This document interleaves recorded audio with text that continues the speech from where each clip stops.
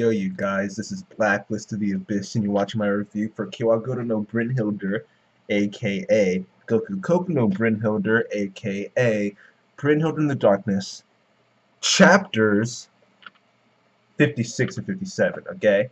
The manga, not the anime. We're good? We're good. You've been warned. If you're an anime-only viewer, well, these chapters don't really have anything to do with the plot. So even if you are an anime only viewer, you're not going to be spoiled on much other than character names. But yeah. So as a matter of fact, if you're an anime only viewer and you want to watch, go ahead. It's not like you're gonna be spoiled on anything. The only thing you'll hear are names, and you won't even know who those names belong to. So yeah. um, Guess I'll just start with chapter 56. Uh, Everyone's at the beach. Murakami, Kana, Neko, Kazumi, Kotori, Kitsuka, like they're all at the beach, right? All of them are at the beach.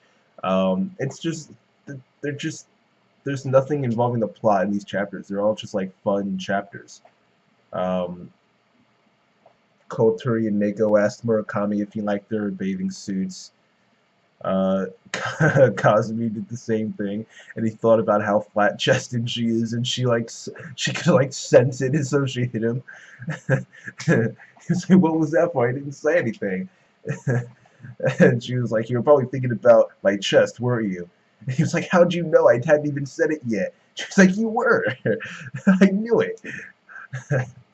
After that one, there was a scene with Kitsuka.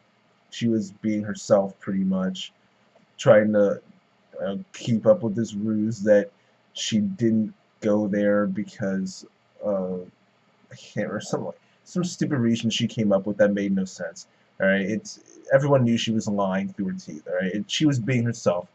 Then Cosme walked up to her, saw that her chest was about the same size, and tried to say they were the same. And the Kitsuka was like, "What are you talking about? You're like 17 years old. I'm only 14. We're not even close to being the same." And then, so that they started to fight. That was funny. Then Cosme went off to try and make Murakami jealous by getting hit on by other guys. But any time a guy goes up to her to hit on her, she ends up scaring him away with like her glare. So that was funny. Oh, the actual face she made was like, whoa. Like, it made you think, you took a step back a little bit. But the overall scene was funny though. And lastly, for this chapter, Neko goes out with uh, Murakami and Kotori to the water. Kotori's just swimming on her own because she wants to eat as much as possible. So she figures she'll swim as much as possible so that she can eat as much as possible and not gain too much weight. Yeah. And Neko, she's being adorable as usual with her adorable reactions to things.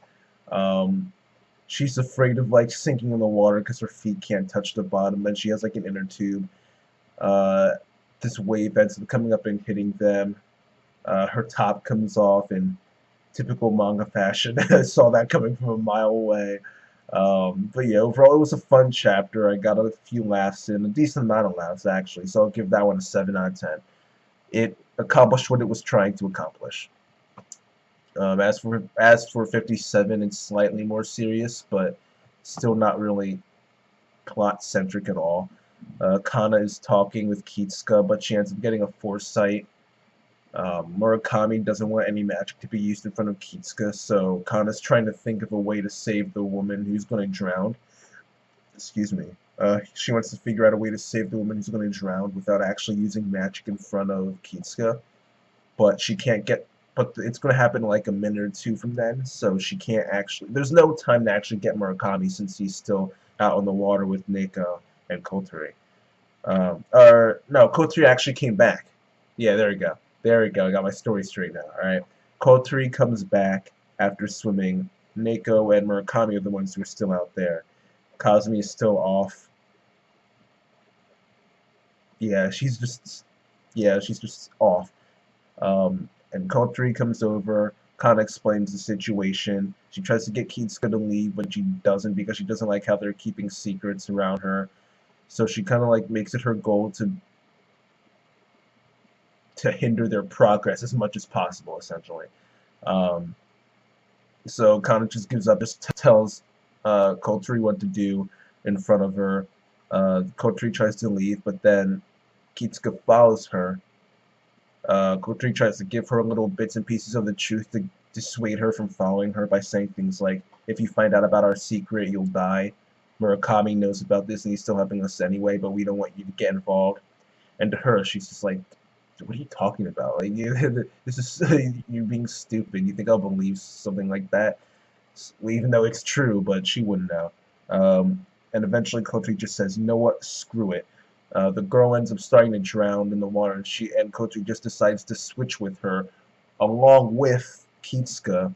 And since Kitsuka can't swim, when she gets in the water, she starts to drown, and she ends up passing out in Kotri's arms.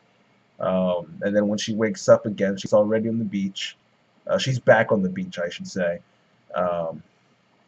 with all the others too, and they kind of convinced her it was like a weird dream or something like that, and that she passed out on the beach from a heat stroke.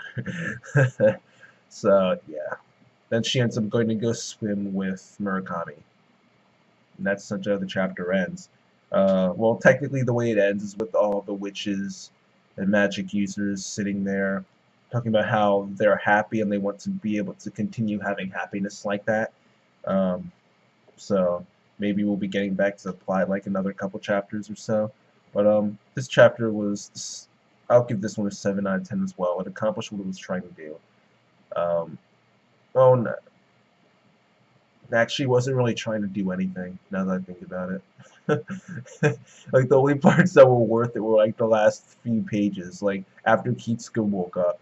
Once Kitsuka woke up and she got, like, a tiny bit of development when she finally just admitted that she wanted to swim with Murakami, and he was like, alright, sure.